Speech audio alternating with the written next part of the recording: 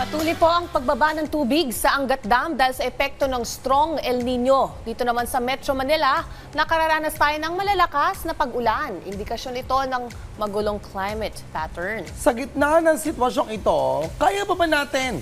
Handa ba tayong harapin ang mga susunod pang kalamidad? Ngayong National Disaster Resilience Month, pag-usapan natin ang tugon ng Climate Change Commission sa nangyayaring hamong ito. Kasama po natin live via Zoom si Commissioner Albert De La Cruz Sr., Rise and Shine Commissioner. This is Prof. P together with ICE. Yes, Rise and Shine, Prof. P and Ma'am Ice. Magandang umaga po. Magandang umaga, sir. Ngayong sunod-sunod ang mga kalamidad na tumatama sa bansa. Normal ba ito o malinaw na nating nararanasan ang matitinding epekto ng climate change? Ang naranasan po natin ngayon na pabago-bago ang panahon, ito po ay hindi na normal. Ayon po sa pag-aaral, mula 1951 hanggang 2015, nagkaroon ng increase ng 0.68 degrees centigrade ang init ng ating mundo, specifically dito sa Pilipinas, kaya mas matindi ang ulan. May storm surge, drought, landslide. Ito'y mas malala kaysa sa normal. Kaya kung ang tanong ay normal ba, hindi po. We are now having an abnormal weather pattern in terms of abnormality. Number two, in terms of what we call yung sidhi or severity. Mas matindi, mas malakas. Yan. Commissioner, if I may recall, ilang sa mga bagyo na malalakas nga na kadulot ng pinsala sa bansa, yung bagyong Yolanda at bagyong Ondoy, napansin po natin noon, base sa ating historical data, ay nagkaroon din ng strong El Nino bago mangyari o mabuo itong mga super bagyo na ito. Tama po kayo. Ang isa sa mga tinatawag na karakter ng pagbabago ng klima, para sa ating mga nanonood, ang pagbabago itself ng klima ng mundo, yan ay isa sa mga karakter ng mundo. Dahil ang mundo ay isang living planet and part of the characteristic of a living planet is change. Pero ang problema ay ang bilis ng pagbabago. That's number one. Dahil sa bilis, kailangan makasabay, makaangkop. And that's what we call climate adaptation. Pangalawa, hindi lamang mabilis ang pagbabago, masyadong masidhi or severe. Kaya meron tayong severe climate weather pattern at saka yung lakas sa Tagalog. Masyadong matindi ang init, masyadong malakas ang ulan, masyadong malakas ang tubig, ang hangin kapag mayroong mga bagyo. Okay, you've mentioned the concept of adaptation, na-integrate din natin dito yung konsepto ng mitigation. Sa inyo po si Climate Change Commission, sir, ano ang mga priority programs po yung meron po kayo ngayon at paano rin mapapaunawa sa kanila that we are experiencing this and we must adapt and the government and institutions must mitigate also from the different kinds of disasters like this, sir? Yes, tama ka. Para sa mga pamamaraan na maintindihan ng ating mga kababayan, mayroon tayong laymanizing climate language na tinatawag. Kaya we are using hugot line. May hugot tayo, climate change ka ba? Tanungin nyo ko bakit? Kasi dati, warning ka lang, red flag ka lang. Ngayon, reality ka na. So ang ibig sabihin, sa totoong buhay na ang pinag-uusapan ng climate change. Yun yung una. Pangalawa, we need to adapt dahil nandyan na. Ang tawag dyan is we already cross a point of no return. Nandito na ang pagbabago ng klima, kaya yung ating ginagawa ngayon is more on adaptation or pag-angkop. Kamukha po ng mga nasa baybaying dagat, nasa tabing ilog, kailangan po ang ating mga kasama sa local government ay huwag nang magbigay ng mga mayor's permit. Kapag ang mga pinapatayong mga bahay ay malapit sa mga daluyan ng tubig o ito yung mga tinatawag natin permanent danger zone. Ganon din sa mga landslide area. At kailangan magtanim ng mas maraming mga halaman kasama na dito ang kawayan at yung mangrove system natin. Kailangan maibalik yung mangrove system, and for the information of our friends from the local government unit, ang nangyari noon sa Yolanda, if you still remember, yung problema sa Yolanda noon, marami sa ating mga kababayan ang nailigtas doon sa mga local government area, dyan sa may parte ng Tacloban at saka dyan sa may iba't ibang parte sa Visayas area na mayroong maraming mga mangrove. That is why for purposes of climate adaptation and mitigation, ang tinatawag nating infrastructure, it has to be also green infrastructure or nature-based solution. Ang adaptation procedure po natin yan is from the mountain or rift to ridge approach. Hindi lamang tayo basta-basta gagastos ng billions of pesos for flood control, but we need also to consider the total ecosystem doon sa ating mga kabundukan. And that is the total climate adaptations and mitigations program na nais natin gawin. What we call nature-based solution. Pangalawa, yung use of tinatawag nating technology, part of which is the renewable energy. Kamukha ng solar, wind turbine, at yung mga pagtitipid ng ating kuryente at energy efficiency. Commissioner, meron po ba tayong bagong climate policy na isinusulong ngayon, lalo na pagdating ng epekto ng Super El Nino? Gaya nga ng sinabi natin, ang strong El Nino na ito ay association most of the time sa mga malalakas na bagyo, typhoon at super typhoon. Maaari po tayong makaranas niyan this year.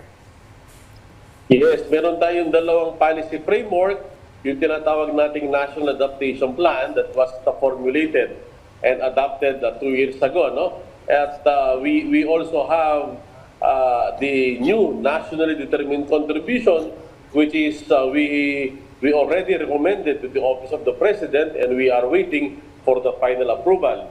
Dito, ang ibig sabihin po nito, under the National Adaptation Plan, by 2030, we are looking forward that we will be decarbonized by 75%. And by 2050, we need to have a total decarbonization as one member of the responsible member of the community of nation. Ito po ang nakapaloob sa Paris Agreement na ang iba't ibang bansa sa buong mundo, kasama ang Pilipinas, tayo lumagda na kailangan magkaroon tayo ng decarbonization journey. Anong ibig sabihin po niyan? Kailangan we need to measure what we treasure. Kung gusto nating magkaroon ng 75% reduction by of the GHG emission by 2030, kailangan alam natin ang baseline study natin ngayon.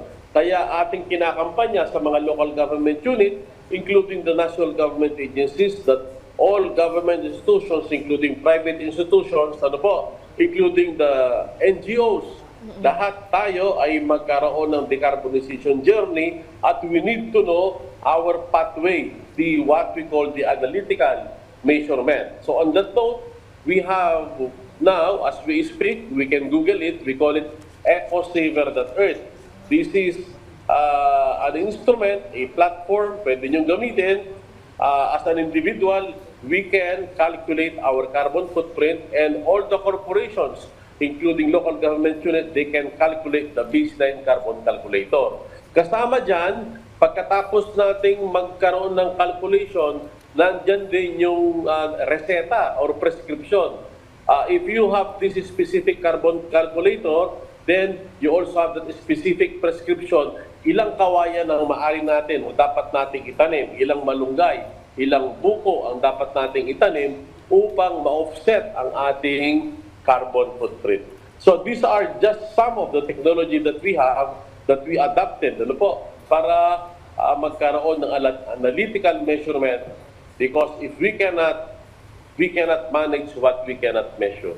All right, Commissioner Albert, recently you were part of the delegation doon sa UN Climate Conference dyan sa Germany. Kamusta, sir? What were the talks that you think ang pwede natin madala dito sa Pilipinas and could be benefited by the Filipino people? Yes, number one, lagi natin sinasabi sa international climate negotiations na ang Pilipinas ay dumadalo Hindi po tayo humihingi. Ano?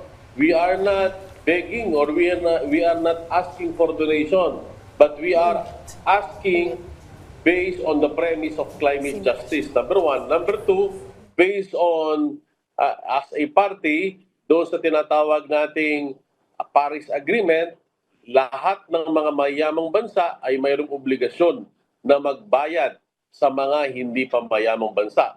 Ang sabi nga ng aming chairman dito sa Climate Change Commission, ang ating Pangulong Ferdinand Bongbong Marcos, ito yung kanyang eksaktong pananalita sa UN. Ang sabi niya, dahil sa pagbuga ng maraming karbon ng mga mayamang bansa, ito ang dahilan kung bakit kaming hindi pa mayamang bansa ay kailangan magkaroon ng tinatawag na technology and financial mechanism. Kasama dito, kailangan yung technology and financial mechanism, kailangan predictive. Ibig sabihin, hindi nagpapaasa. Yan. Kaya sa hugot line natin, ang climate finance kailangan hindi paasa. Kailangan mayroong prediction. Number two, we need to demystify climate finance. And number three, kasama po dito yung tinatawag nating with integrity not only on the finance, pero yung technology mechanism, yung paglalagay ng teknolohiya, kailangan na hindi makapinsala sa biodiversity. Anong ibig sabihin yan? Kailangan kapag maglalagay ng wind turbine, halimbawa, maglalagay ng wind turbine o kaya solar, kailangan hindi mapinsala yung flora and fauna o yung biodiversity within the area. Kaya kailangan magkaroon ng taxonomy or paglilista ng mga biodiversity before, during, and after. And then number two, we see to it na ang may-ari ng lupa, including our indigenous people, will not be adversely affected. We need to see to it that no one is left behind.